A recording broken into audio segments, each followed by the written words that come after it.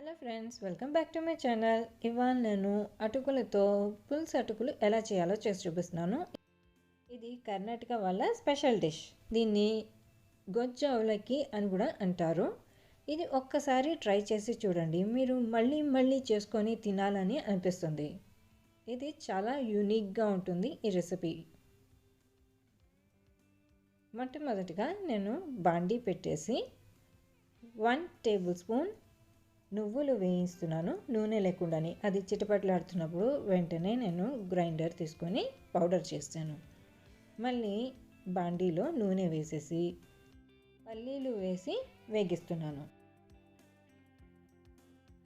ఇప్పుడు నేను 2 గ్లాసుల థిక్ పోహా తీసుకొని మిక్సీ జార్లో బరకగా గ్రైండ్ చేశాను. అందులో పసుపు, 1.5 టేబుల్ స్పూన్ రసం పౌడర్ నేను ఆల్రెడీ నా ఛానల్లో పెట్టాను, డిస్క్రిప్షన్ బాక్స్లో లింక్ పెట్టాను, చూడండి. నెక్స్ట్ ఉప్పు, 1 టీ స్పూన్ జాగరీ పౌడర్ లేదు అని అంటే బెల్లం నానబెట్టేసి ఆ నీళ్ళు వేసేసేయచ్చు. 50 గ్రాముల చింతపండుని నేను వేడి నీళ్ళల్లో నానబెట్టేసి చిక్కటి రసం వేసాను. బాగా మిక్స్ చేయాలి. ఆ తర్వాత గ్రైండ్ చేసిన నువ్వుల పొడి కలిపేసిన తర్వాత బాండీ పెట్టేసి పోపుకి నూనె వేసి అందులో ఆవాలు, జీలకర్ర, మినప్పప్పు, శనగపప్పు, 2 పచ్చిమిరపకాయలు, 2 ఎండుమిరపకాయలు కూడా వేసాను. ఆ తర్వాత ఈ పోపుని పులుసు అటుకుల్లో వేసేసి కరివేపాకు కూడా వేసి మిక్స్ చేయాలి.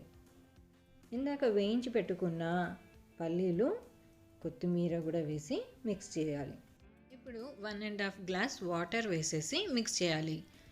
ముద్దగా అవుతుంది అని అనుకుంటే ఏం పర్వాలేదు, అది బాగా అబ్జర్వ్ అయ్యి లాస్ట్కి పొడి పొడిగానే వస్తుంది.